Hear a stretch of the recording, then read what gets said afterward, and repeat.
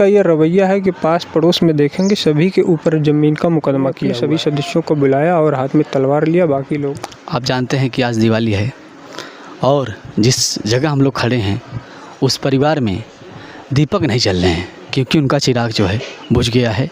अनुराग यादव की आप जानते हैं तलवार से निर्मम तरीके से हत्या कर दी जाती है। उनके माताजी बगल में हैं, अभी भी आज दूसरा दिन है और लगातार शोक व्यक्त किया जा रहा है। बगल में हमारे जो शख्स खड़े हैं उनके चचेरे भाई हैं। पहले रमेश यादव और उनके परिवारजनों ने इनको दौड़ाने का प्रयास किया था लेकिन ये बच कर निकल जाते हैं। उसके बाद अनुराग यादव का जो है सिर जो है कलम कर दिया जाता है। आइए जानते हैं भैया से कि कैसे क्या वारदात होती हैं, कैसे घटनाएं होती हैं और क्या कारण रहते हैं। तमाम मुद्दों पर चर्चा करेंगे। नमस्ते भैया। नमस्कार। क्या नाम है आपका? रामजस यादव। क्या करते हैं आप पेशे से? वकील हैं। अच्छा, आप पेशे से वकील हैं। किस जगह? दीवानी न्यायालय। अच्छा, दीवानी जौनपुर में। तो ये जो मसला चल रहा है ज़मीन का 40 साल से तकरीबन, आपने इसको सुलझाने का प्रयास नहीं किया? देखिए, ये जो 40 साल से मुकदमा चल रहा है जी, इसको मामला न्यायालय में लंबित है, तो हम लोगों ने ग्राम प्रधान के ज़रिए ही इसको सुलझाने का प्रयास किया। अच्छा। और जहाँ तक निष्कर्ष निकला कि इसको सुलझा लिया गया था। अच्छा। यानी जितने का मुकदमा किया था ज़मीन का जो रकम, उतनी टोटल विवादित ज़मीन हम लोग उसको दे चुके थे। अच्छा। ग्राम प्रधान ने दिला दिया था और वहाँ पर देखेंगे तो वो बाउंड्री वाल भी यानी बुनियाद बिल्कुल दिखा बनी हुई है। अच्छी बकरी आपके पीछे जो है दिख रहा है। हाँ, ये बकरी उसके पीछे वाली साइड बाउंड्री वाल जो बन गई है तो उसके अंदर वो रहेगा टोटल विवादित ज़मीन लेके, उसके बाहर यानी पूरब साइड हम रहेंगे। ये डिसाइड हो गया। तो उसको लगा कि मुकदमा कर देने से हमको ये ज़मीन जब मिल गई तो इसके आगे जो ज़मीन है उस पर भी मुकदमा कर देता हूँ। तो ये किया क्या कि मनबाड़ टाइप हो गए थे। हाँ, भूमाफिया टाइप है ना। तो ये जो है आगे देखेंगे तो उसके सामने बगीचा है मेरा, वो जो है मेरा अराजी नंबर है, उस पर भी ये मुकदमा कर दिया। कहता है ये भी मुझे चाहिए। जबरन कब्जे आ रहे थे। और इतना नहीं, इसका ये रवैया है कि पास पड़ोस में देखेंगे सभी के ऊपर ज़मीन का मुकदमा किया हुआ है। तकरीबन 2 दर्जन से अधिक किए हैं। एक दर्जन मुकदमा ये कर रखा है, इसलिए कि सबको परेशान करके सबकी ज़मीन पे कब्जा करना, इसका मुख्य ध्येय यही रहा है। इतना ही नहीं, ये झारखंड धनबाद ज़िले में कोयला खदान में नौकरी करता था, वहाँ से भी एक फर्जी मुकदमा कर रखा था पास पड़ोसियों पे, 5 लोगों पर पे। अच्छा, वहाँ पर भी? हाँ, लूट का, जिसमें 3/25 आर्म एक्ट का भी वो मुकदमा कर रखा था वहाँ से। ये लोग आए, यहाँ छिपे थे और मैं ऑफिस से निकला पेमेंट लेकर के, बीच रास्ते में मुझे रोक करके ये लोग पिस्टल दिखा करके लूट लिए पैसे। तो वहाँ से भी नोटिस आई, सम्मन वगैरह आए, पुलिस भी दबिश देने लगी थी। तो लोगों को इस तरह से परेशान करके उन लोगों भी ज़मीन कब्जा कर लिया। मतलब मन भर टाइप एक प्रकार से हो गया, हर जगह कब्जे आते। हर जगह ये कब्जा, सभी पड़ोसियों की ज़मीन को कब्जा किया। अच्छा। तो लास्ट में होता गया कि हम लोगों ने भी इसको छोड़ दिया। क्यों छोड़ दिया? कि ये जान लिया कि बंजर वर्ग है। बंजर है और एक तो अकेले भी हैं वो अनुराग यादव, उतना जो है आप लोग झगड़ा नहीं करना चाहिए। नहीं, अनुराग यादव का जहाँ तक सवाल है, उस ज़मीन से कोई लेना देना था ही नहीं। अच्छा। जो जो लेना देना था वो मेरा था। मैं भी उसमें सुलह करके इसी विवाद से बचने के लिए मैं ख़त्म करा दिया था कि ले जाओ भाई प्रधान जरिए। अच्छा। प्रधान भी मौजूद थे, प्रधान ने भी उसमें समझौता कराया, वो मान भी गया। उस समय जब बुनियाद थोड़ी तैयार हो गई तो उसके बाद पलट गया, कहा नहीं मानेंगे, अब आगे वाली ज़मीन चाहिए तब मानेंगे। तो ये मामला ऐसे चलता रहा। कल जो है मैंने सुना कि पहले आपको दौड़ाया गया था मारने के लिए, तब आप बचकर भाग गए थे, उसके बाद क्या हुआ?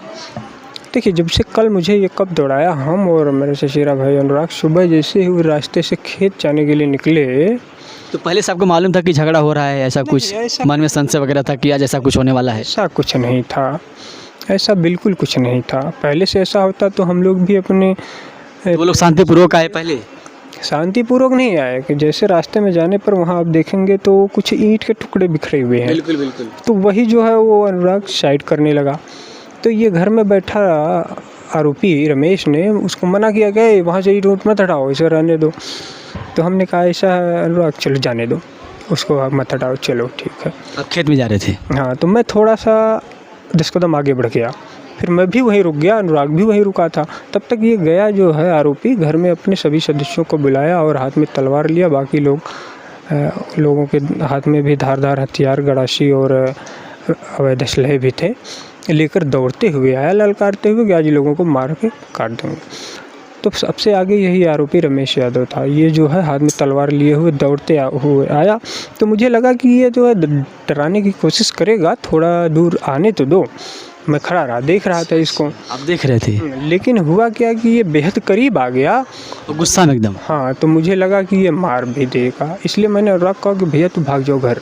ये घर के जस्ट करीब था, ये घर भाग आया और ये मुझे अकेला पाया तो मुझे दौड़ा लिया।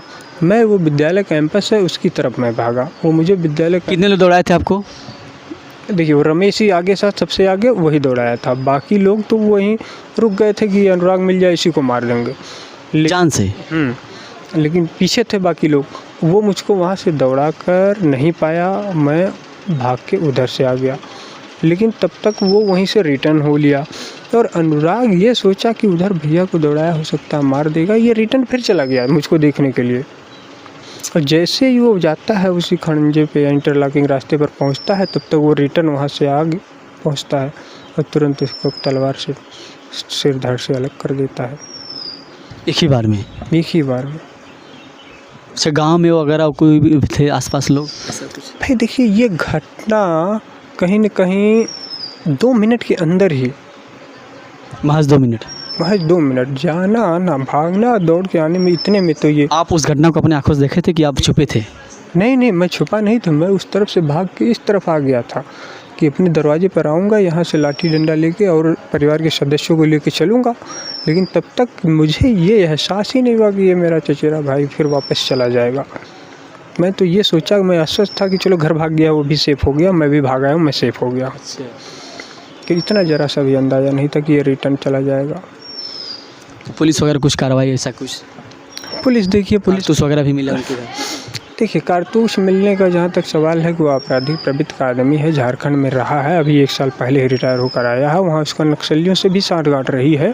तो वहाँ से ज़्यादातर जैसे कोयला तोड़ने के लिए इस्तेमाल होते हैं डायनामाइट वगैरह, तो वो भी उसके पास है। उसके बाद तमाम धारदार हथियार हैं, अवैध असलहे भी हैं, वो सब बरामद हुए हैं।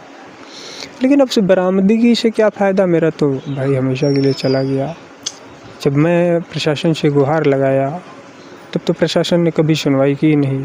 एक शिकायती प्रार्थना पत्र, फर्जी शिकायती प्रार्थना पत्र थाने पर दिया था, तो उसके संबंध में यशो साहब मुझको बुलाए थे। तो हमने गए तो कि क्या बात है, कैसा कुछ, तो बताए ऐसी बात। हम कि ऐसी कुछ बातें नहीं है, शिकायत सब पैसा वैसा लेके अपना जो है पैसा लेकर के ऐसे वो करते हैं ये लोग। तो वो कहें ऐसा है, देखिए ये अहिर बिरादरी है जो है बिना मार या मर्डर के मानती नहीं, ऐसे कर रहे हैं वो लोग। ऐसे कहें तो उनका इंटेंशन था कि कहीं ना कहीं उकसाने वाला कि ठीक है भाई, अब जो कहिए अहिर बिरादरी है, यानी क्या यादव होना ही गुनाह है। हल्का यसाई जो थे हरिश्चंद्र प्रसाद, वो मुझसे पैसे की डिमांड, शायद वो सस्पेंड भी हो गए हैं। अब सस्पेंड हो या कुछ हो, सस्पेंड क्या कोई सज़ा है? आज सस्पेंड है, कल बहाल होंगे। बिल्कुल। ये तो आँख में चौली का खेल है पुलिस प्रशासन का। लेकिन आप देखेंगे दोस्तों कि जब से कुछ वारदात, कोई बड़ा वारदात ना हो जाता, तब से प्रशासन की तरफ से कोई कदम नहीं लिया जाता। आप देखें, जब अब देखिए इनके भाई, चचेरे भाई का जो है आप देख सकते हैं देहांत हो गया है, तब जाकर पुलिस एक्शन ले, इसके पहले एक्शन नहीं ली। इसके पहले आप जो है कभी डीएम ऑफिस या कहीं गए थे आप? इससे पहले मैंने कप्तान साहब को भी प्रार्थना पत्र दिया था, डीएम साहब को भी प्रार्थना पत्र दिया था, यहाँ तक कि माननीय मुख्यमंत्री महोदय को IARS पर भी हमने प्रार्थना पत्र डाला था कि जो कोई सुनवाई वगैरह ऐसा कुछ? कोई सुनवाई नहीं हुई। यहाँ तक उसमें भी हमने अवगत कराया था कि ये विवादित ज़मीन बंजर वर्ग की है, इसको खाली करा के विवाद का समाधान कर दिया जाए। ये मैंने प्रार्थना पत्र में लिख कर भी दिया था, लेकिन आज तक कोई समाधान उसका किया नहीं गया। लेखपाल आया एक बार, वो उल्टे धमकाने लगा कि देखिए जो शिकायत करेगा उसके खिलाफ सबसे पहले ही डिमोलिशन की कार्रवाई होगी, उसका सबसे पहले ही गिराया जाएगा। हमने कहा ठीक है, गिराना है तो गिरा दो मेरा भी, लेकिन मेरा इस बंजर में 40 शेयर रकबा है जो नाम से है, तो मेरा 40 शेयर दे दो। अगर उससे ज़्यादा कहीं मिलता है तो ले जाओ, तो गिरा के सब खाली करा दो, पर सबका खाली करा दो ना जितने लोग बसे हैं, ताकि विवाद ही ख़त्म हो जाए। तो वो उस पार्टी से मिला हुआ था, कुछ पैसे वगैरह ले करके फिर रिपोर्ट लगा के चलता बना। अब क्या उम्मीद रखते हैं प्रशासन से, या कोई अब क्या उम्मीद लगाते हैं कि अब बुलडोजर वगैरह उनके ऊपर भी गिरे या एनकाउंटर वगैरह ऐसा कुछ? देखिए, जिस तरह से वो घटना को अंजाम दिया, ज़्यादातर आप लोग को अच्छी तरह से पता होगा, पूरे देशवासियों को भी पता होगा कि इस तरह की घटनाएं ज़्यादा नेशनल न्यूज हो गया ये तालिबानी करते हैं, आतंकी करते हैं, जो सर कलम कर देते हैं, ये आतंकी या तालिबानी ही करते हैं। तो ये सज़ा कहीं न कहीं इनको इतनी कठोर मिलनी चाहिए कि इनका तत्काल इनकाउंटर होना चाहिए। जो घर भी हैं उनको बुलडोज़र चलना चाहिए। अगर कोई भी सदस्य बच रहा है तो उसका जो है त्वरित गति से फास्ट ट्रैक कोर्ट में मुकदमे चला करके सज़ा कराया जाना चाहिए। और जो क्षतिपूर्ति हुई है, जो क्षति हुई है, उसकी तो भरपाई शासन प्रशासन या प्रधानमंत्री जी, कोई भी नहीं कर पाएगा। मुख्यमंत्री जो कोई कभी जीवन में नहीं कर पाएगा। लेकिन मैं चाहूँगा कि उसके परिवार के लिए भाई कुछ आर्थिक मदद जो प्रशासन संभव हो सके करे। चलिए धन्यवाद भैया। दोस्तों अभी जो है लगातार हम लोग इस पे वीडियो दिखा रहे हैं और जौनपुर से आप जुड़े रहिए। जो भी आपकी प्रतिक्रिया है कमेंट बॉक्स में दीजिए। कुछ सुझाव भी देना चाहते हैं आप दे सकते हैं कि हाँ प्रशासन को ऐसा करना चाहिए, ऐसा नहीं करना चाहिए, तो आप लोग सुझाव दे सकते हैं। धन्यवाद, नमस्कार।